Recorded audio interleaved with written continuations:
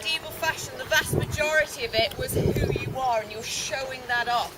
The one exception to this are the holy orders, and this is specifically them putting forward about their life of piety. As you can see, a lot of the clothing doesn't really fit them that well, and it wouldn't have done. This isn't made for these people. It's issued to them from the priory they've joined, often as children. You can notice that the fabric isn't particularly high quality looking. In fact, it's going to be quite coarse, and that's specifically to remind the people who've taken their vows that they've entered a life of servitude. So if you want to grab them as they go past them for the other cloth, you're more than welcome to do so.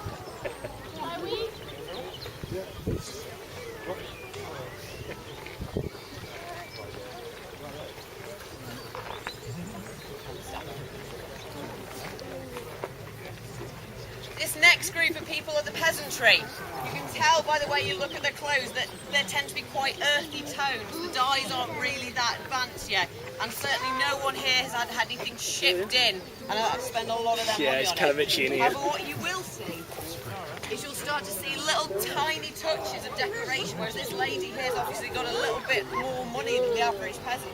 She's got a metal cross at her neck, which would have cost her husband quite a lot of money.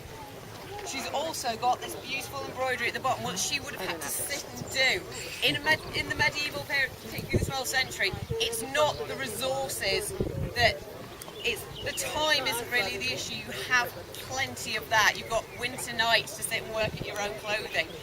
In all likelihood, this lady probably only has one other dress aside from this, so they're both going to look as fancy as she can make them. You'll start to notice people carrying things like this. Now this man isn't armed. This is just an eating knife or a tool knife. He's walking around because in all likelihood he'll need a knife later to eat his lunch with. You'll also notice these lovely hosen here showing off his calves. The Normans believed that the most attractive thing to women was muscly, manly calves. So you'll see a lot of the nobles have tighter and tighter hose to try and attract women. You'll also see here the hose are separate. A naked leg. This is for practicality, both in the lower classes. If you get a rip in one, you just replace half the outfit, you don't have to replace both legs. And when you get to the noble classes, it's far easier to ride a horse in a pair of crotchless pants.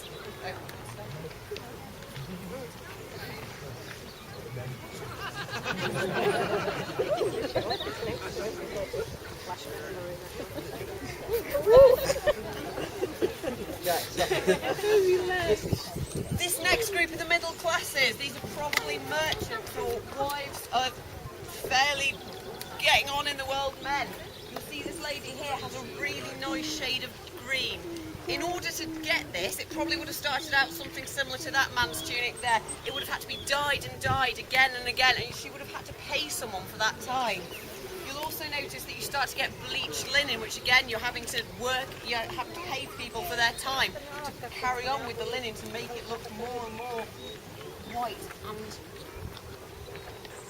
beautiful. You'll find that this lady probably doesn't work. The white hem of her dress is going to get filthy if she was anywhere near a field. You'll also find that the crosses start to get bigger and slightly more ornate. And you'll find that a lot of the women are starting to have tablet weave on their belts. Now that's something that crops up quite a lot higher and higher up the classes. And that's because it's something that takes an extraordinary amount of time to produce. And you're having to pay someone to sit there for hours and days to produce something just to make your clothing look a little bit nicer. However, you will find that a lot of people will start putting decoration on their clothing themselves. Probably this man's wife's been sat doing that at night. This is to show that his clothing is just a little bit more well off than the average person. And you'll also see here, as hip as a sword. Now, you wouldn't have seen this person being particularly, he wouldn't have been kind of run away from. He's not considered warlike because he's not wearing armour. But what you'll note by this man's sword and this man as well is that they are wealthy men. They have started to make their way in the world because the sword is kind of got a modern equivalent to about a sports car. So it's a lot of money just being carried on your hip. This man as well is carrying a sign of his profession. He's clearly some kind of scribe or maybe a map maker, and he's going to be paid a lot of money for those skills because obviously a lot of the population are illiterate.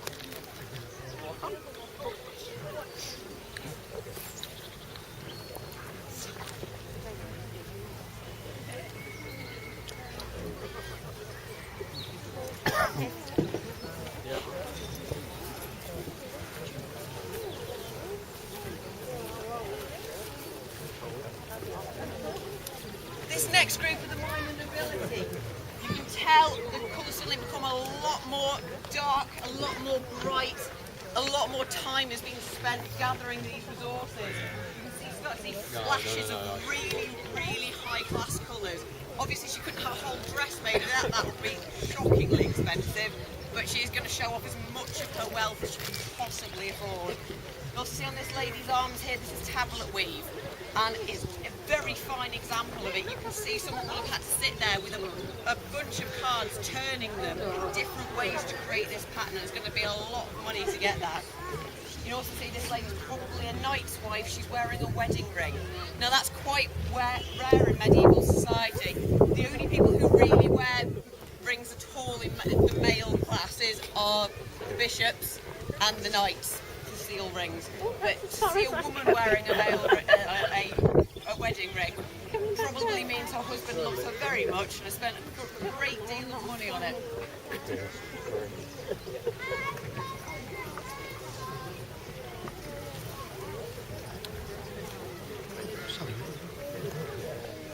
Finally, the nobility.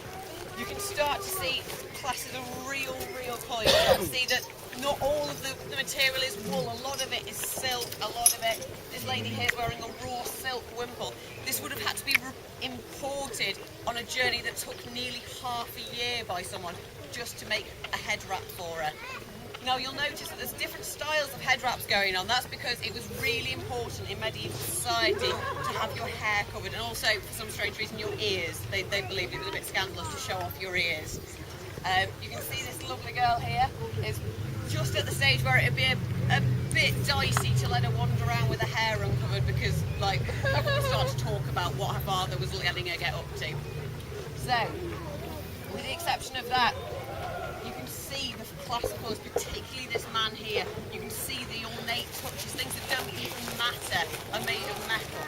You can see this beautiful ring here with a gemstone in. Now, as they begin to walk around, you'll be able to actually see the amount of work that's gone into that clothing. The lady at the front has got embroidery all the way around her hems. That must have taken her maidservant hours to finish.